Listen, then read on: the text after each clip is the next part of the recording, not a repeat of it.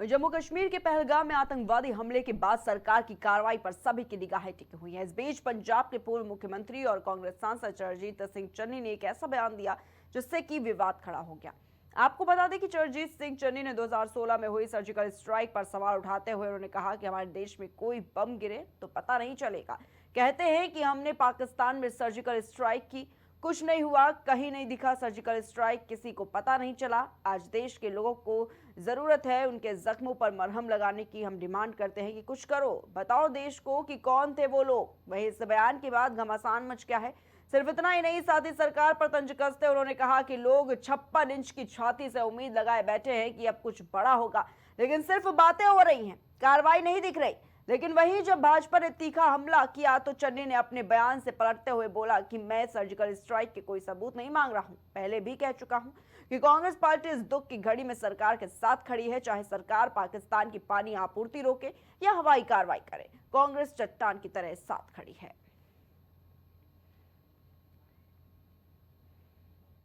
हमारे देश में आकर कोई बम गिरे पता नहीं चलेगा।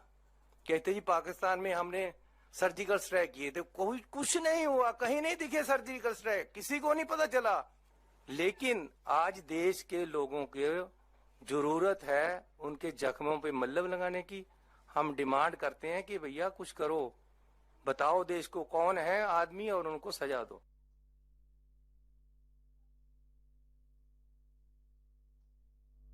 आतंकी हमला हुआ उसके बाद देखा जा रहा है पूर्व सीएम चन्नी ने तमाम तरह के सवाल उठा दिए हैं सरकार पर, और लगातार देखा जा रहा है कि जो इस पर विवाद है वो गर्माता हुआ नजर आ रहा है।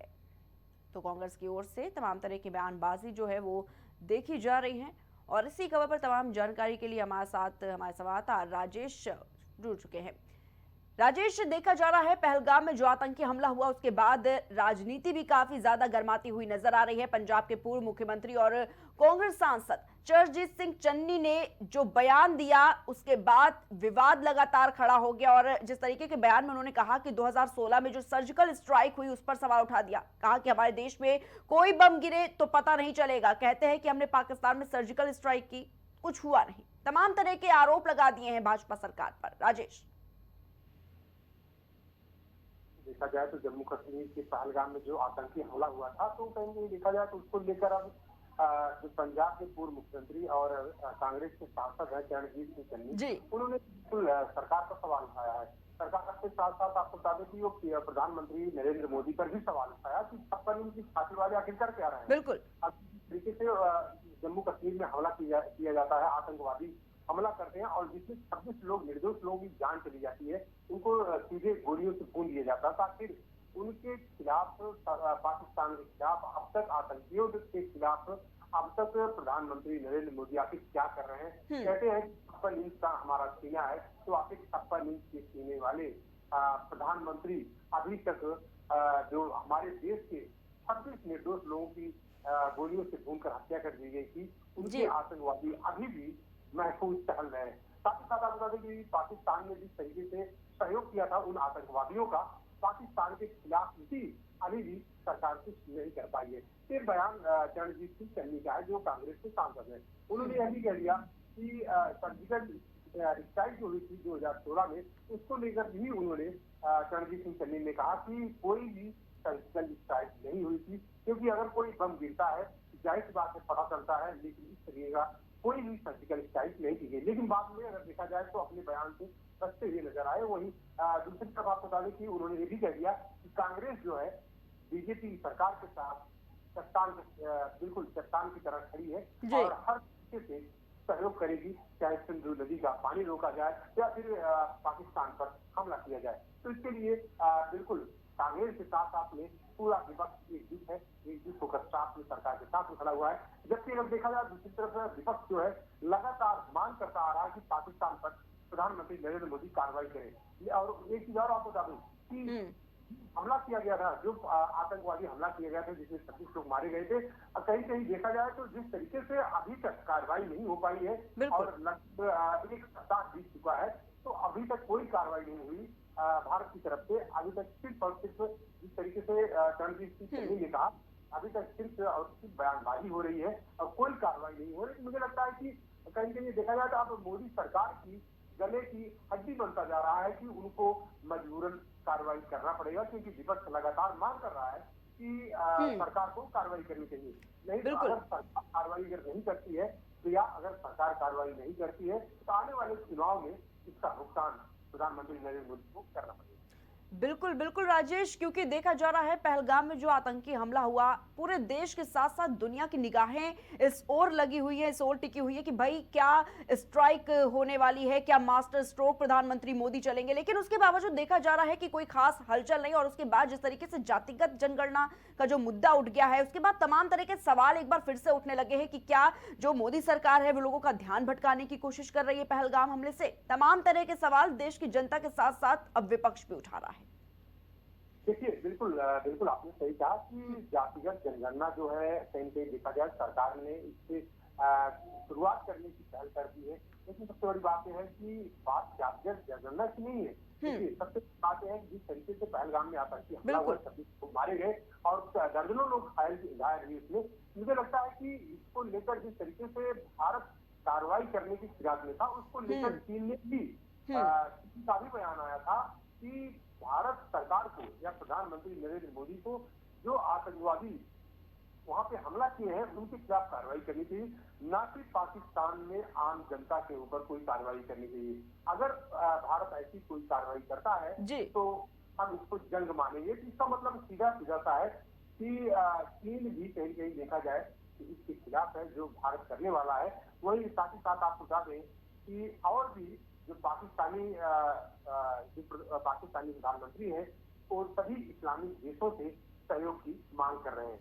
बिल्कुल राजेश, क्योंकि ये जो टाइमिंग है सरकार के फैसले की जातिगत जनगणना की, उसी ने सवाल खड़े कर दिए। क्योंकि जिस तरीके की सबसे ज्यादा जो बड़ा मुद्दा रहा पहलगाम हमला, उसके बाद सबकी निगाहें जैसा कि पहले बताया कि इसी पर टिकी हुई थी कि आखिर प्रधानमंत्री मोदी कौन सा मास्टर स्ट्रोक चलने वाले हैं। क्योंकि जिस तरीके से बयान दिया था अपने संबोधन में प्रधानमंत्री मोदी ने कि पाकिस्तान का ऐसा हाल करेंगे कि इसकी कल्पना भी पाकिस्तान ने नहीं की होगी। लेकिन देखा जा रहा है कि 11 दिन बीत गए, आतंकियों का कोई पता नहीं। जो पीड़ित परिवार है उनसे भी लगातार यही सवाल उठ रहे हैं कि हमें इंसाफ कब मिलेगा, आखिर कब कार्रवाई सरकार करेगी। इसी आस में बैठी हुई जो देश की जनता है वो नजर आ रही है। लेकिन जो समय है, जो टाइमिंग है, ये जातिगत जनगणना का मुद्दा उठाने वाली, इस पर भी तमाम तरह के सवाल खड़े हो गए कि ये कौन सा सही समय था जातिगत जनगणना का मुद्दा उठा देने का। क्योंकि लगातार देखा जा रहा है राजेश की पहले भी कांग्रेस पार्टी के साथ साथ तमाम विपक्षी पार्टियों ने भी इस पर सवाल खड़े किए जातिगत जनगणना पर। तब सरकार का कोई जवाब नहीं था, तब ये कहा जा रहा था कि इससे सामाजिक सौहार्द बिगड़ जाएगा, बटेंगे तो कटेंगे, तमाम तरह की बयानबाजी।